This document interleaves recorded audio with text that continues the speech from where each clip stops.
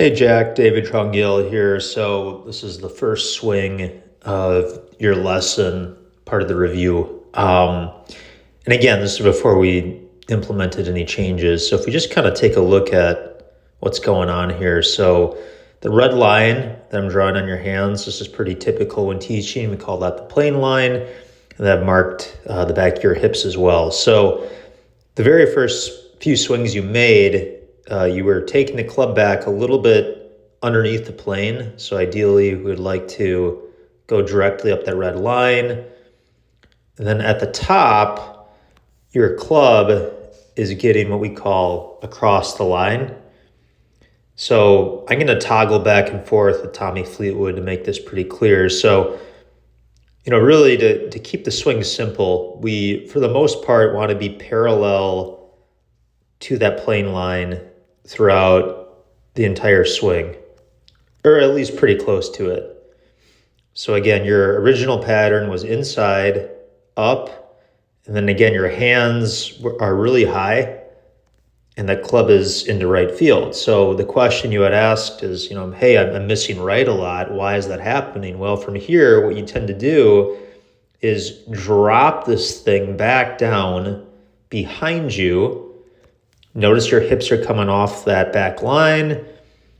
And if we pause you right here, we can see how that club is simply swinging out to the right. So we call that stuck to the inside. Some people call that an in to out swing path. And that's exactly where the ball was going to go, right? So again, we look at Fleetwood. Key differences here. Again, his hands are nearly as high, so his swing is pointing a little more into left field, a little more conventional. And then he's going to rotate. We're going to get to that piece in a little bit. You probably remember I talked about rotating the hips with the noodle. So he really rotates his lower body. And so you can see he's coming back down in a much different impact position than you. So again, loss of posture, bottom line. Takeaway is inside. And then coming down, again, you're losing your posture. Your hips slide closer to the ball, and then you're just going to drop that club to the inside, which pushes it right. So that was, again, the first swing from the lesson. Now, this was the second swing from the lesson where, again, we use the noodle here, not so much to focus on the lower body, but just to kind of clean up your backswing. So you can see the move, we actually overdid it just a little bit. So you're lifting the club up above the plane, but you're going to notice you're in a much, much better spot at the top. So ultimately, we want you turning your body, turning your hips, turning your shoulders. But if we look at the Fleetwood example, you can see how much closer you are to him at the top, right? With respect to, the arm structure, and again, where that club is pointing. So you're not nearly as cross. So from here, it's just simpler to bring the club back down. And you can see it's no longer looping to the inside as much. Like this is a much better approach coming down. If anything, maybe just a smidge steep, but you're not going to miss. There's no way you're going to miss right from here unless the club face was aimed way right. Again, if the club face is way open, the ball would go to the right. So open club face would be right, closed club face would be left. If anything, this club face here is just a smidge closed. But again, better strike of the ball. We're getting your hips to move a little bit here. I don't know if you can see that. It's obviously, the goal isn't to copy Tommy Fleetwood per se, but just better movement all around. So again, if you were to practice on your own in front of a mirror, I would say just get these hands a little bit more behind you. I think the club, though, is aimed in a good direction and pretty transparent in terms of the difference there from where you were before. So definitely some improvement. And again, when you're out there practicing, I don't think you necessarily need to make a tremendous effort to lift the club up. You seem to be able to fix that pretty quickly. So I think the lower body is a little bit more of a I wouldn't say challenge, but it's going to take a little more work. I mean, you seem to instantly be able to fix that inside takeaway just by setting the wrists a little bit better. So really nice job there. Let's move on to the next clip. Now, if you recall this drill here, we have the noodle, and basically what I was looking to do here, I also have this against your head, is just keep you in your posture, and again, set you up in a spot where this is kind of where we would like to see you at impact. And so we have your hips really open, and then we just kind of reversed. You still, when you take it back, we need to turn the hips, turn the shoulders. But this is training you, again, to hit the ball here with your hips a lot more, again, open at impact, right? So if we bring down Fleetwood here again, I think you get the idea, but if we watch where he is at impact, again, we can see quite a bit of the back of his left leg there, so he's really rotating through the shot. So that was the idea with the noodle. And then the other thing, this is actually important.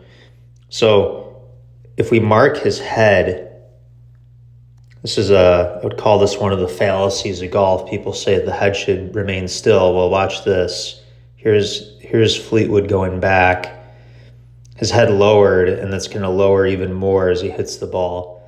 So most players, again, whether it's a Rory McIlroy, Fleetwood, Justin Rose, they're going to lower their head throughout the golf swing, where historically you had a little bit of a move to pull up and back. So again, that's why I was standing there with the stick.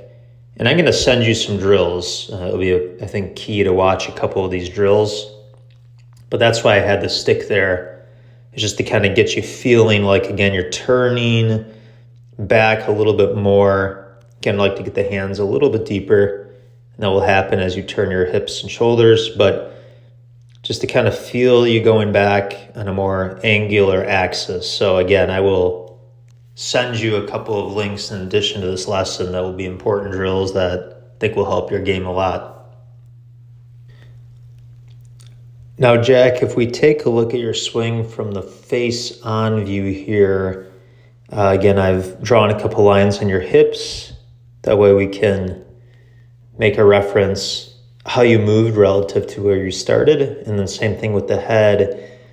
So if we watch you go back, this isn't something, again, don't want to overwhelm you here, but these are drills you can do at home. If we just take a look at your swing, I would like to see your swing a little bit wider. So what I mean by that is there's not a whole lot of space right here where I'm drawing this little X between your right elbow and your body. So again, back to Fleetwood. So see that space right here he's creating? So I think that's really important to do. Call that width. So you want a little bit wider takeaway. But from there, again, this isn't a bad spot at all. I mean, you're setting the wrists. You're a little more turn, but I think we really can abbreviate your swing, meaning we could stop you right about here. We don't, being short of the club, parallel to the ground is just fine. I would say your swing is a little bit long and your hands are a little bit high here.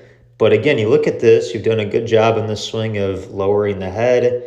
And again, just so you can compare it to Fleetwood.